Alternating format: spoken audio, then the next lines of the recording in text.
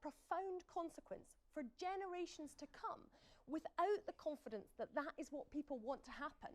And I'm sorry, but on this result, the suggestion that people are suddenly up for a no-deal Brexit, I think, is a very unsafe suggestion. Well, the party were advocating that one hands down. But with you know, a third, just a little over a third of the vote. I mean, so the suggestion that we go on that path, it is very unsafe. But there's a fundamental... We need to put this back to the people. That is the only way to resolve it. There's a fundamental challenge that is...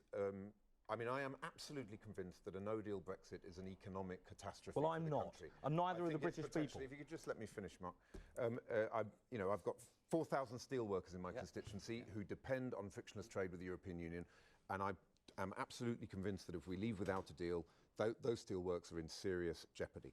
The big problem on the second referendum side is there's never been a pathway to getting there, because we had an opportunity, I think, if we'd voted for the withdrawal agreement bill, that at committee stage we could have actually had a set-piece debate and a vote on having a second referendum. But the people campaigning for a second referendum didn't want to get the withdrawal agreement bill through its second reading. So it down we've got this situation where lots of people on the no-deal side have stood up and said what they want, but haven't thought about the implications economically. Well, and people on the second referendum side have stood up and said what they want, but without setting out a pathway to get there. And if you have politics which is only about the what and not about the how, you are going to end up in a serious mess, and that is where we are now. The House of Commons has voted on whether or not to have a second referendum 3 times in the last few months. We've debated it for hours. We voted on it 3 times, and every time we voted on it, we voted not to do it. So it's not as if this hasn't been building for that clearly between those votes,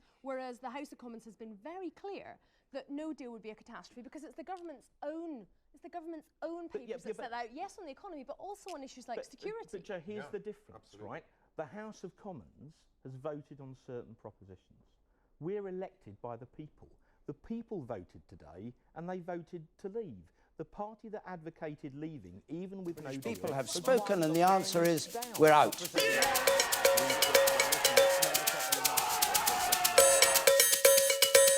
The country requires fresh leadership. Brexit means Brexit. A general election. You're joking. Not another one? We cannot see any way at all that the Conservatives can get to the 326 mark, and we think it's pretty clear that there is going to be a hung parliament.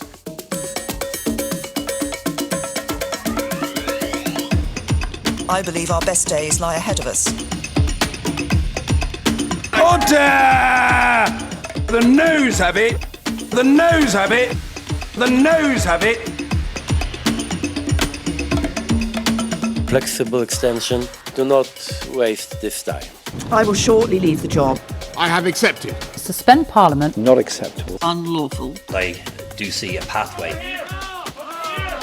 We will pause this legislation. The Prime Minister, who said last month that he'd rather die in a ditch... I'd rather be dead in a ditch. ...than ask for another Brexit delay, has now written to the European Council President accepting a 3-month extension. We're going to go out there with the biggest campaign this party has ever mounted. Get Brexit done. 9 years to fund our NHS. A little bit patronising. The mess of Brexit. Boris Johnson's deal is unacceptable. I don't even know where that rumour's started.